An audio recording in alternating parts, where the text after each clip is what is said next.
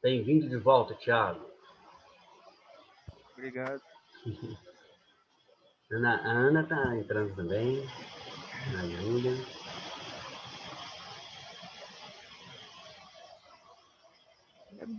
Agora vai se manter isso. Nunca vou mentir porque eu consegui.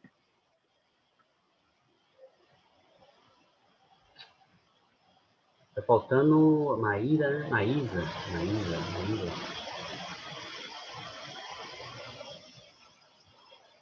Eu acho que eu entrei na aula errada, por isso que eu voltei. Que eu já agendei todas, né?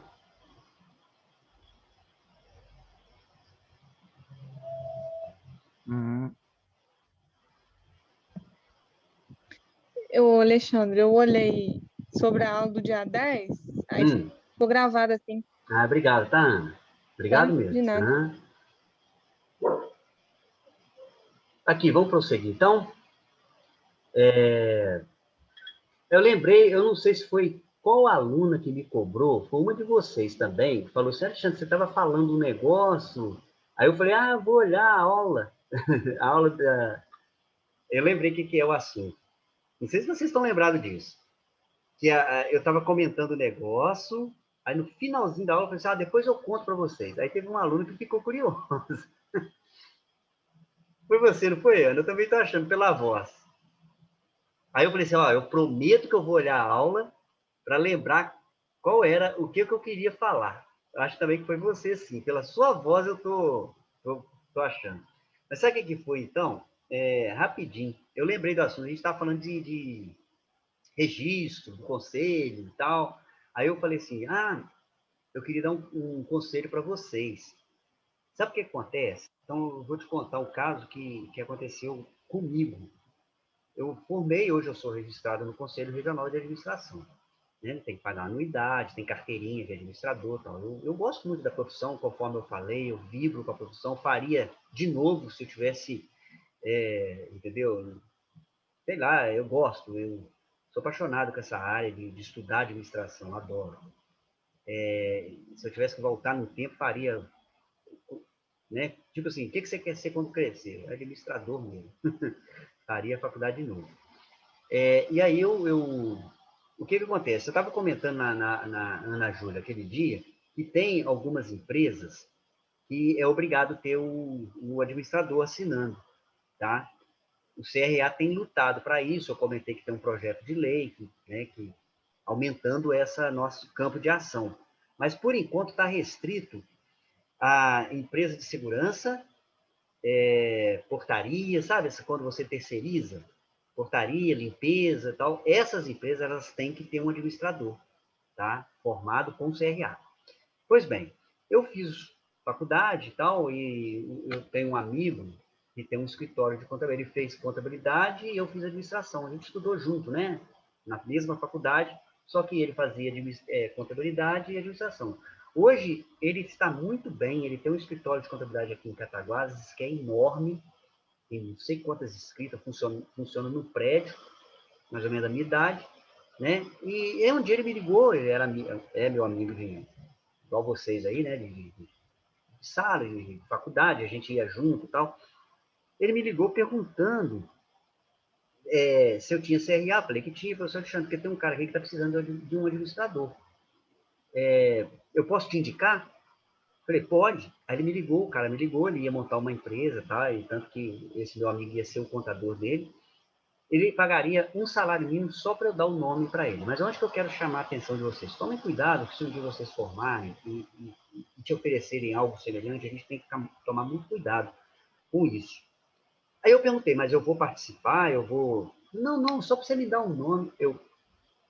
Mas, assim, eu cheguei a ficar tentado, não vou mentir, porque até então nunca ninguém tinha me instruído. Por isso que eu estou instruindo vocês. Pô, você ganhar hoje o salário mínimo, vamos imaginar o valor de hoje, que não foi, já tem um bom tempo isso.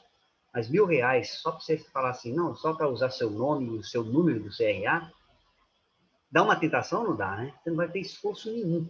Mas esse que é o problema, dinheiro fácil. Aí eu fiquei com aquilo, eu te dou a resposta depois, tal, e tal, e aí eu comecei a trocar ideia, aí eu me lembro que eu trabalhava na Energisa, eu troquei ideia com o meu chefe lá na época, ele falou assim, não, Alexandre, cai dessa não. não cai não, que se fizer lenha, seu nome vai junto. E depois não adianta você falar que, não sabia, não participei, que a obrigação, se você der um nome, é você participar.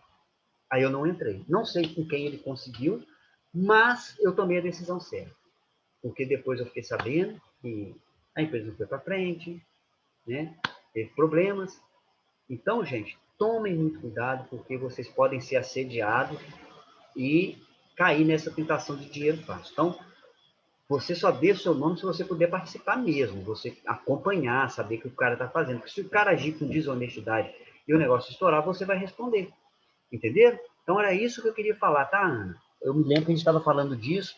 Então, é uma dica que eu dou para vocês, que é assim que vocês formam, se vocês quiserem, né, registrar direitinho no conselho, e se for exercer, por exemplo, eu sou obrigado a estar registrado no conselho, porque eu sou coordenador de curso de administração. Então, eu tenho mesmo que estar registrado, de qualquer forma. E a gente paga uma anuidade aí em janeiro, depois também a gente recebe muita informação, muito texto, muito artigo. É muito legal. Teve uma época até que eu estava recebendo a Revista Brasileira de Administração, mas isso eles cortaram. Então, tomem muito cuidado com isso, tá? Que pode ser que aconteça com vocês, aí vocês lembram desse dia que eu estou falando aqui para vocês, tá bom? Como dizia meu pai, quando a esmola é demais, o santo tem que desconfiar. Então, dinheiro fácil, não, sempre tem problema. Tá joia, gente? Vamos voltar à aula, então? E era isso que eu estava, porque eu me lembro que a gente estava nesse assunto. Aí, quando eu vi a aula, eu lembrei o porquê que eu ia falar isso com vocês. Vamos lá, galera. Sem desanimar,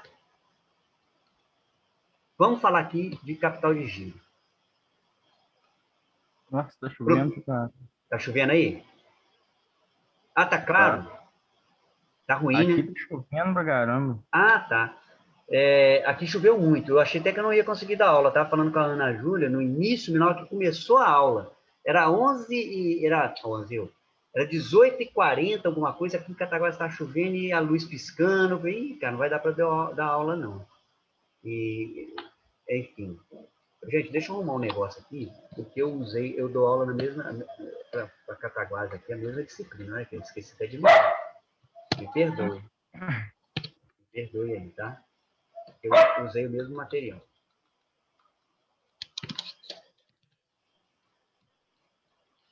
Bom, hein, Thiago? Então essa chuva foi para aí. Provavelmente. Choveu muito aqui. Gente, o objetivo desse estudo da necessidade líquida de capital de giro, tá? Proporcionar o levantamento de recursos financeiros necessários para as operações econômicas financeiras da empresa. Então, o objetivo de você saber, professor, por que eu tenho que aprender isso? Então, é para isso. Você tem que saber quais são os recursos necessários. E aí, gente, quando você for trabalhar, se trabalhar como consultor, na área financeira, você já sabe fazer. Você pega o balanço da empresa e faz isso. Ah, mas a empresa não tem balanço. Pede para o contador. Ou então você monta um, que depois eu vou ensinar vocês a montar um balanço rápido. Não precisa de entender tanto de contabilidade para montar um balanço, não. Tá certo? Porque a maioria dessas empresas, que se a gente for prestar consultoria, vocês vão pegar empresas pequenas, que às vezes o contador só está ali para calcular imposto. Nem preocupe em fazer o balanço, infelizmente. Mas a gente precisa de informação. Se você vai prestar consultoria sem informação, melhor você nem prestar consultoria. Aí você lembra, não, eu preciso de um balanço. Porque nós sabemos da importância de um balanço. O empresário, às vezes, não sabe. O cara lá tem um capital, administra aquilo lá, porque eu volto a falar, o cara só administra com visão de caixa. A preocupação dele é ter dinheiro para pagar a conta. Só que a empresa não é só isso, entendeu? A empresa não é só caixa. Mas o cara só visa caixa, né? Porque é o primeiro sintoma que aparece, né? Falta de caixa é o primeiro que dói, né? Mas tem outras coisas por trás. Você precisa de um balanço para entender se o negócio dele é viável, se o problema dele realmente só é caixa. Porque, igual eu falei na aula passada, o caixa não é a causa, ele é sintoma, ele é consequência, entendeu? Mas o cara quer que você resolva o problema de caixa. Mas para resolver o problema de caixa, você tem que ver a origem, você tem que descobrir o problema. Você precisa de um balanço. O empresário não sabe disso. Só aquele empresário que, se Deus ajudar a cabeça dele, fizer um curso de administração, ele vai aprender, né? Olha só, utilizar da melhor maneira possível os recursos da empresa, para que os mesmos não fiquem ociosos. Tá vendo? Então, todos os recursos, não só dinheiro. Você tem que usar todos os recursos. Analisar fontes de créditos que proporcionam empréstimos menos onerosos em caso de necessidade de recursos pela empresa. Acho difícil. Acho difícil você ter crédito no Brasil barato para capital de giro. Você acha crédito mais barato quando você vai investir. Né? Porque o investimento, você vai, vou investir numa máquina, você deixa a máquina lá de garantia, aí, né? É igual a gente. Quando você está no cheque especial, a taxa de juros é alta. Se você vai comprar uma moto, a taxa de juros é mais baixa, porque a moto fica alienada. É assim também com o automóvel. Então, o capital de giro no Brasil é um pouco proibitivo. O que a gente tem que fazer? É não deixar o capital de giro sumir. Né? A gente vai ver isso. Tomar medidas administrativas corretivas que possam equilibrar a situação financeira da empresa. Então, eu estou mostrando para vocês, olha, o objetivo do estudo da necessidade líquida de capital de giro. Olha quanta coisa importante que vocês estão vendo. Guarda esse material que eu vou postar.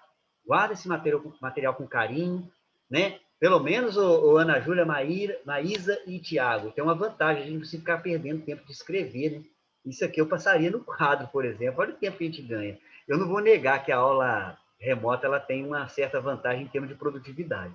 Porque nem sempre que a gente leva PowerPoint na aula presencial, né? E aí, muitas vezes, talvez eu estaria escrevendo, eu editando e vocês copiando. Olha o tempo que a gente ganha. E você vai ter o material agora. Isso é verdade. Nesse ponto não tem como discutir. Tanto que a gente produz muito mais. Né? Tirando, é lógico que é bom a participação, olho no olho, então não estou discutindo isso. Mas você aqui teria um tempo para copiar isso. Característica de uma empresa de equilíbrio financeiro. Então, vamos pegar uma empresa boa, saudável. Quais são as características? Sempre tem equilíbrio entre entrada e saída de dinheiro. É fácil falar de uma empresa equilibrada. É fácil administrar uma empresa equilibrada. Está tranquilo, tem dinheiro. O cara paga, eu pago minhas dívidas, tranquilo, não falta dinheiro. O capital próprio tende a aumentar em relação ao capital terceiro. Normalmente, uma empresa equilibra, ela tem na sua estrutura mais capital próprio. Quer dizer, ela deve menos, porque ela não precisa ficar fazendo empréstimo, fazendo dívida, né? Então, o capital próprio dela costuma ser maior, que é aquela parte do patrimônio líquido, tá, gente? Quando você vê no balanço patrimônio líquido, é capital próprio. Passivo circulante exigível é capital de terceiro. A rentabilidade do capital que você emprega na empresa é satisfatória, ou seja, o Thiago colocou 100 mil na empresa, a empresa deu 10 mil de lucro e está ganhando 10%. Beleza, rentabilidade boa, certo? Depois também nós vamos falar qual é a rentabilidade boa, né? Isso aqui é um pouco complexo de falar. Mas a rentabilidade da empresa, ou seja, tá maior do que qualquer investimento aí, né? Então, a empresa está legal. Lembrando que eu falei, não sei se foi para vocês ou para o curso de ciência contábil, empresa para nós tem que ser investimento, tá? Empresa para a gente não é para sobreviver, não, é para investir, é um negócio, tá? Menor necessidade de capital de giro. Então, a empresa ela não tem necessidade, porque o problema é o seguinte, quanto mais necessidade de capital de giro eu tenho, mais dificuldade eu vou ter, né? Por exemplo, se o Thiago vive muito bem com R$1.000, ele vai ser mais feliz do que eu, que não consigo viver bem com 10 mil. Então, a vida dele vai ser mais... Ele vai ter mais saúde do que eu, porque eu vou ser um cara estressado, que eu vou perder noite de sono. Então, quanto menos necessidade de capital de giro a gente precisa, melhor. Né? Há uma tendência para aumentar giro dos estoques, ou aumentar o estoque, tá vendo? Aqui você pode aumentar. Aí, por isso que eu falei, não é proibitivo. Você pode, porque você tem saúde para isso. Os prazos médios de recebimento e de pagamento tendem a estabilizar. Nós vamos aprender a achar o prazo médio de pagamento e de recebimento. Ou seja, às vezes eu vendo com 30 dias e pago com 30 dias. Eles têm, né, um equilíbrio. Não há imobilizações excessivas. Gente, presta atenção aqui. Isso acontece muito. Não há imobilizações excessivas de capital. Nem ela é insuficiente para a necessidade da produção e comercialização. Estou lendo, não estou conseguindo ler o negócio, viu? Peraí. Para o volume, né? Para o volume. Tá? Necessário de produção. E não há falta de produtos. Não há falta de produtos acabados ou mercadoria, porque você tem um estoque, então não vai faltar.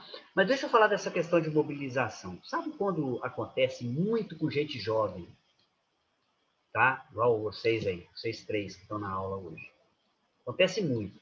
Vocês abrem uma empresa, às vezes, né, quer virar empresário, aí começa a ganhar dinheiro, aí começa a comprar terreno, comprar não sei o quê, começa a imobilizar o dinheiro, entendeu? Ou por isso que eu falo, o dinheiro do capital de giro ele tem que ser sagrado. Você tem que tomar cuidado com ele. Mas o empresário que não estudou e que não conhece isso que eu estou falando, ele tende a empolgar e acontece com aquela história que eu falei da aula passada, do cara que achou que tinha 150 no caixa, o lucro era de 50, mas ele achava que era 150, né? E esqueceu que 100 ele tem que repor o capital de giro. Então, tomem cuidado, porque é comum uma pessoa, e principalmente quando dá certo, tá? O maior perigo é quando o cara dá certo muito no início. Primeiro ano que ele abre o negócio dele, as coisas começam a bombar, é uma novidade, começa a bombar, aí ele empolga, aí ele compra o carro, ele compra a moto, ele fica louco, compra apartamento, e aí depois o dinheiro está todo imobilizado. Aí depois ele vai ter que vender aquilo, aí ele vai ter uma sensação de que ele está empobrecendo, entendeu? Então tome cuidado com essas imobilizações excessivas no momento das vacas gordas, tá? Agora sim, vamos falar dos desequilíbrios financeiros.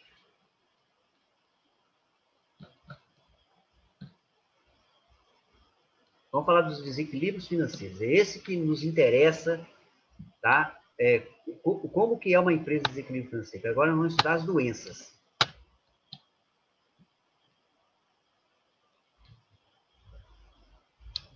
Vamos lá, desequilíbrio financeiro. Sintoma.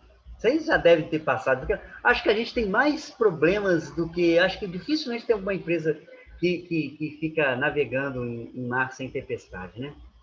Insuficiência crônica de caixa. Olha o sujeito aí, cheio da dívida para pagar, não tem dinheiro, acorda de manhã perde noite de sono. Então, a pessoa... Mas isso aqui é sintoma, tá vendo? Não é? A minha cachorra, nossa, parece que ela escolhe a hora de eu dar aula para ela latir. É incrível. Ela é quietinha o dia inteiro.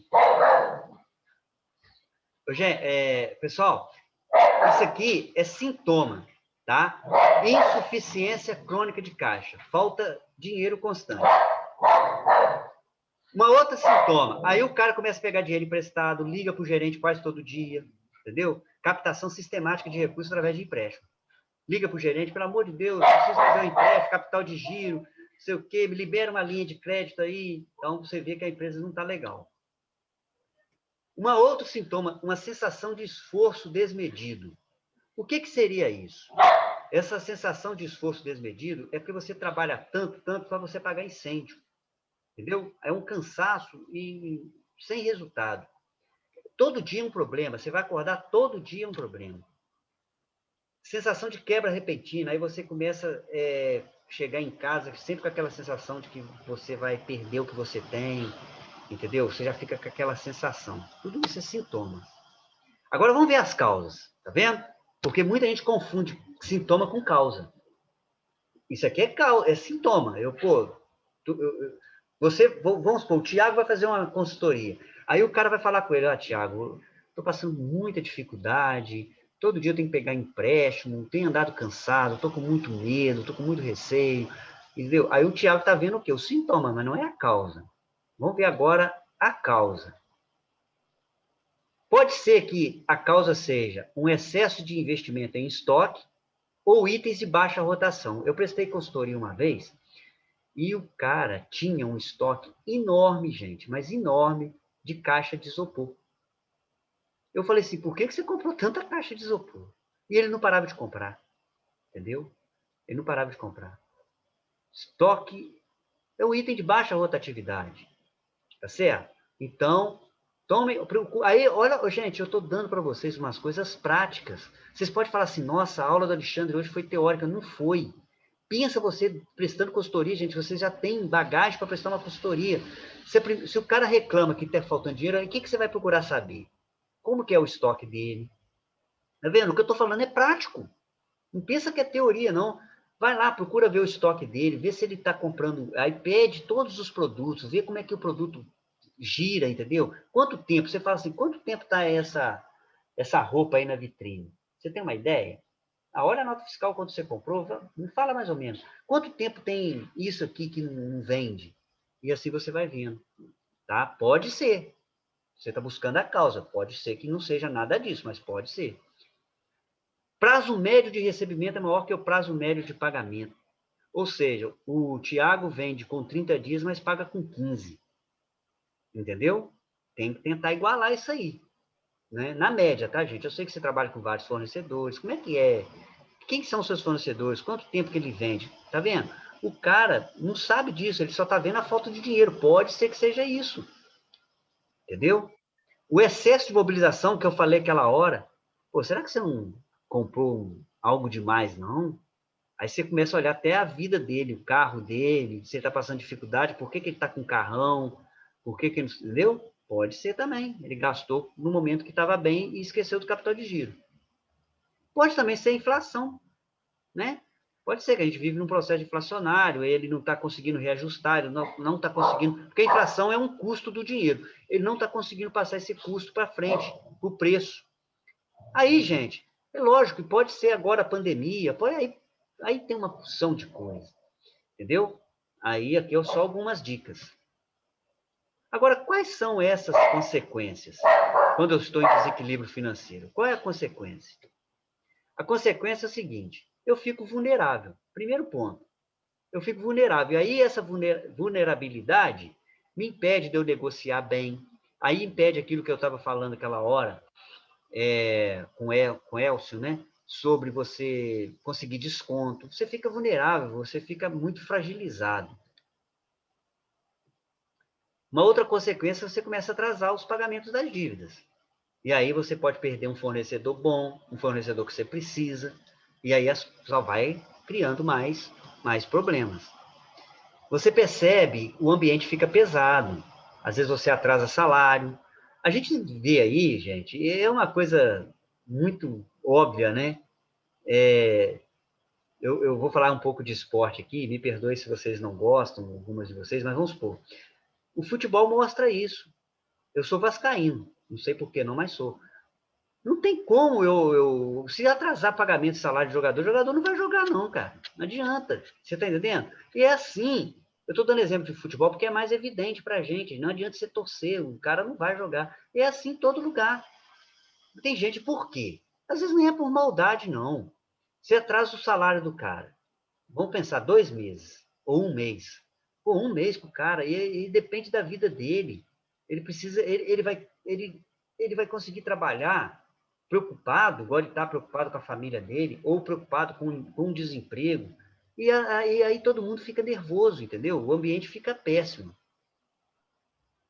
E aí pode também ter por consequência a recuperação judicial, que eu acho que é a melhor de todas, se tiver numa situação muito negra, né? E até falência. Aí é a morte da empresa. Essas são as consequências quando a empresa está em desequilíbrio financeiro. Agora, nós vamos entrar agora, prestem atenção, galera, vocês que estão na sala de aula. Essa aula aqui é muito importante, eu lamento por quem perdeu. E a Maísa saiu, ela deve ter caído ou saiu. Agora que é interessante. Quais são as medidas de saneamento financeiro? O que nós podemos fazer? Mas vamos lá. Presta atenção que isso é hiper importante. Agora é o remédio. A vacina, né? Bom, gente, primeira coisa, aumento do capital próprio através de entrada de novos sócios ou do reinvestimento do lucro. Gente, é uma saída. Eu tenho um negócio que é viável, mas que eu estou passando um aperto. O Tiago tem capital. Tiago, você não quer entrar de sócio, não? Eu estou passando com um aperto, Tiago, porque está faltando dinheiro, porque tal. Mas se você... É uma saída. Chamar alguém para ser sócio.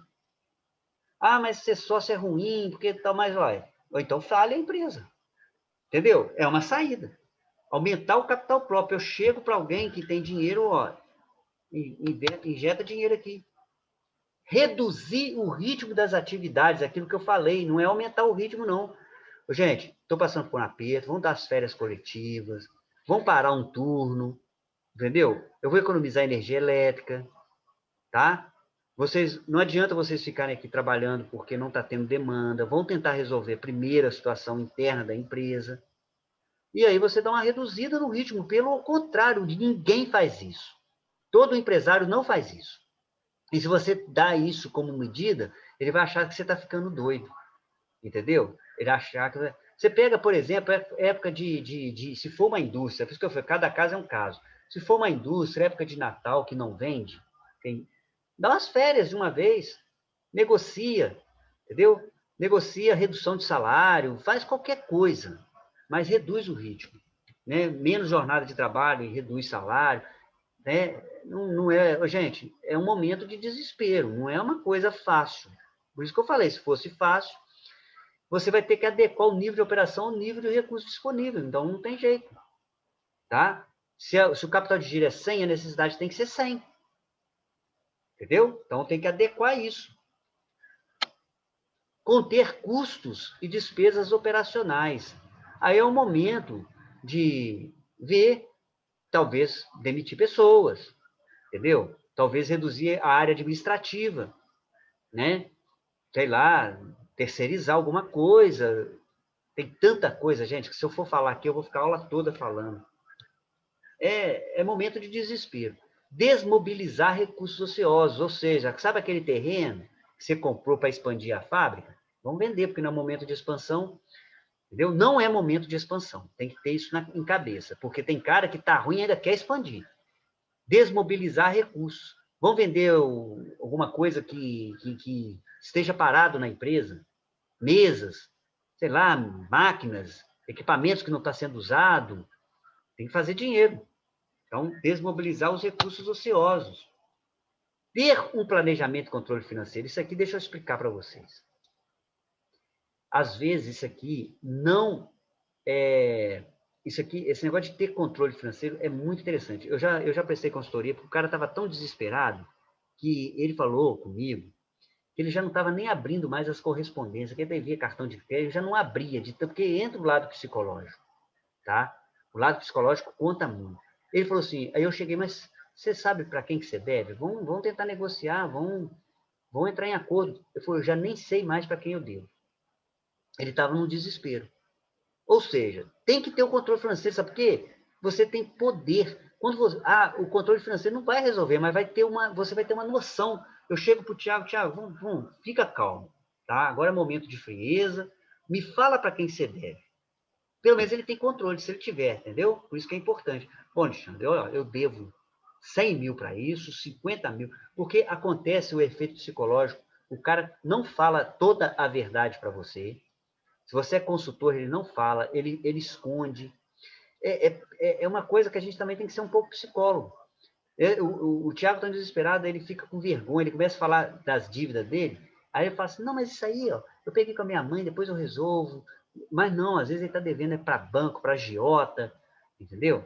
Então, tenha controle, levante realmente quem você deve sem medo, tá? Coloque que seja 200 mil reais, 300 mil, mas anotem, eu devo isso. E ali você vai ter uma ideia. Quando eu tenho saldo de tesouraria positivo, o cara está feliz, está vendo? Está alegre. Ele pode aumentar nível de estoque, ele pode aumentar prazos e condições de vendas, é aquilo que eu falei. Ele pode desenvolver novas imobilizações, ele pode expandir, ele pode crescer, ele pode aplicar nos mercados de capitais, no mercado financeiro, ele pode manter a sua posição, vai ser líder, entendeu? Ele pode até investir em novos empreendimentos, com saldo de tesouraria positivo. Pode fazer outras coisas. Aqui é um mundo bom. Agora, o saldo de tesouraria negativo. O que ele tem que fazer? Dinamizar o contas a receber. Aí você vai fazer o seguinte, eu estou sem dinheiro, eu vou nos recursos que eu tenho. O que eu tenho? Bom, eu já levantei minhas dívidas, estou devendo para um monte de gente. Levantei, vou agora desmobilizar as coisas, vou vender aquele caminhão, né? Se eu tiver 2 caminhões, vou ficar com um só, vou dar férias coletivas e vou tentar receber minhas contas. Eu também tenho dinheiro para receber. Então, dinamizar isso, tá? É fazer com que as contas a receber girem. Vou diminuir estoque de matéria-prima e produto acabado. Aí é que eu falo, vão reduzir a atividade? Vão reduzir a atividade. Onde que eu vou economizar? Em energia elétrica, em compra de material, até eu respirar, gente. Até eu respirar, é o momento. Vou rescalonar o contas a pagar. Sabe que o Atlético Mineiro fez isso há muito tempo atrás? O Atlético Mineiro foi administrado, Eu não sei se foi o Alexandre Calil, que é o prefeito de Belo Horizonte, que fez isso, ou se foi um outro cara. Eu tenho a impressão que foi esse Alexandre Calil. Estou fazendo marketing dele aqui, não. Mas o Atlético Mineiro já foi um time que agora ele está até bem, acho que está bem financeiramente. Sabe o que eles fizeram? Ele fez um clube de credores. O que ele fez? Foi uma ideia boa, que eu li isso no jornal há muito tempo atrás, no Valor Econômico. Tinha um jornal chamado Valor Econômico, quando ainda a internet estava iniciando. Isso tem um bom tempo. O que ele fez? Ele falou assim, ele destinava toda a renda do futebol, ele pegava 20% da renda, eu vou investir no Atlético. Eu vou usar apenas 80%, eu não sei se foi esse percentual, tá? Estou dando exemplo aqui. Eu vou usar 80% para pagar a dívida. Aí, o que ele fez? Ele listou para todo mundo que ele deve. E aí, negociou com todo mundo, olha, toda a renda que entrar no Atlético, 80% eu vou liquidando com vocês, mas eu vou liquidando assim, proporcionalmente. Se, por exemplo, 5% para o Thiago, 10% para a Ana, e assim sucessivamente. Ele foi liquidando as dívidas do Atlético dessa forma. O que eu quero dizer é o seguinte, vocês vão rir agora da piada. Quando a gente está no fundo do poço, quem dá as cartas somos nós. Entendeu? É incrível. A gente tenta patinar para a gente não chegar no fundo do poço. Mas quando você chega, você se fortalece. Por quê? Você não tem mais nada a perder. Aí você vai chegar aos seus credores e falar, meu amigo, eu vou te pagar assim, assim, assim, assado. Entendeu? Aí o cara, mas não quero. Então você vai ser o último a receber. Estou falando num momento de desespero. Não estou aqui, pelo amor de Deus, não estou ensinando nada antiético, tá? Não estou ensinando vocês serem enrolões, que enrolem os outros. Eu estou falando no sentido de desespero, quando a empresa está no fundo do poço. A verdade é essa. É você quem vai dar as cartas, entendeu? Você vai chegar para os credores, olha, a minha empresa, hoje, ela tem uma capacidade de pagar assim, tá bom? Eu posso te pagar isso. Você vai no banco, renegocia com o banco, ele vai fazer uma pressãozinha, mas depois você vai colocar do seu jeito. Meu amigo, não adianta, você vai fazer... Eu vim aqui para renegociar a minha dívida. Exatamente, são as soluções, isso aí. Ainda bem que você entendeu, porque eu fui preocupado, né, Ana? Porque parece que a gente está ensinando uma coisa que não é ético, ou, pô, o Alexandre está me ensinando. É no momento que você tem que estar solucionando, você gera emprego, você está tentando salvar a empresa. Aí você vai chegar no banco, você já está devendo ele há muito tempo, o banco já está ligando para você, já está te ameaçando, e você vai chegar para ele, olha, é o seguinte, eu consigo hoje, dentro das minhas condições, a minha empresa consegue te pagar, vou dar aqui chutar uns valores só para vocês entenderem. Eu consigo te pagar R$ 1.000 por mês. Ah, mas isso é impossível? Então, sinto muito. E o banco, ele quer receber o principal. Daqui a pouco ele vai ligar renegociando com você. Pode ter certeza disso, tá bom? Isso aí é experiência. Pode ter certeza. O banco liga renegociando. Porque você já está no fundo do poço, é isso ou nada, tá? E você acaba dando as cartas. Então, você rescalona com o fornecedor a mesma coisa. O cara quer receber, gente. Né? Agora, você vai se comprometer a fazer um planejamento. Por isso que é importante ter o planejamento financeiro. E uma vez que você se comprometeu com aquele valor, você vai tentar manter aquilo ali. Aí também é a sua palavra, né? Diminuir prazo de vendas. É uma solução, mas é uma das piores. Porque você pode perder cliente, mas também é uma solução. Eu vendia com 30, mas infelizmente eu tenho que vender com 20. Por isso que é complicado fazer isso. E tentar aumentar prazo de compra. Aí você vai ter que apelar para os seus fornecedores. Às vezes você encontra solidariedade nos momentos desse. É normal, às vezes, o fornecedor que você comprou a vida inteira, nos momentos que você estava bem, e você fala, olha, agora nós estamos numa situação assim, será que você não me dá um prazo maior, não? Às vezes acontece. Gente, tem que tentar, tá certo? Tudo isso são tentativas. Não estou falando que isso aqui é uma regra fixa, mas tem que tentar aumentar prazo, né? Sem o cara te cobrar encargos, vai mesmo na base quase que na amizade, entendeu? Ainda continuando. Conter investimento. Agora não é hora de crescer, é isso que eu acabei de falar. Não é hora de crescer, né? Porque aí os fornecedores vão ficar com raiva, aí os credores vão ficar com raiva. Você está devendo e, de repente, o cara te vê com um carro novo. Pô, eu estou falando até como se fosse pessoa física, mas empresa também acontece isso, né? Então, não é hora agora de investir. É hora de colocar os pés no chão. Tentar aumentar descontos bancários, limites de descontos bancários, né? De repente você tem uma duplicata, ou você desconta no banco, antecipa. Então, você pode também tentar fazer isso. Obter novos investimentos, eu expliquei aquela hora, né? Chamar novos sócios, tentar captar recursos de outras pessoas que possam entrar, mas para isso a empresa tem que ser viável, você tem que provar que ela é viável, e você prova se ela estiver dando lucro, porque, igual eu falei, lucro não é caixa, lucro é uma peça contábil, caixa é as consequências disso tudo que nós estamos falando. Então, a primeira coisa que a gente tem que ver é se a empresa está tendo viabilidade econômica, ou seja, se ela está dando lucro, né? Receita menos que despesa, pronto. Agora, esse lucro teria que estar revertindo em caixa, mas por causa disso tudo que nós falamos aqui, não reverteu, porque o cara imobilizou demais, porque o cara está crescendo demais, e aí ele tá, né, não está fazendo com que o lucro gere recurso para o capital de giro dele. Promoção de vendas especiais, de repente, igual eu falei, o estoque está parado, vende aquilo mais barato, cria, né? É o momento de criar. Na crise que a gente se fortalece, a verdade é essa. Corte de despesas significativas, gastos que sejam dispensáveis, sempre tem, tá? Vocês podem olhar. Isso aí eu até falo na vida pessoal. Vocês querem ver uma coisa que aconteceu? Agora, com a pandemia, eu percebi que eu tinha gastos que eram muitos. Agora eu estou em casa, a gente vê que a gente cria muitas necessidades, entendeu? Que é muito da cabeça da gente, né? Então, a gente pode ter... Quando você passa por uma dificuldade, você encontra formas de economia. Pode ter certeza disso. Numa empresa e na vida pessoal. Pode ter certeza que você consegue fazer gasto, economizar.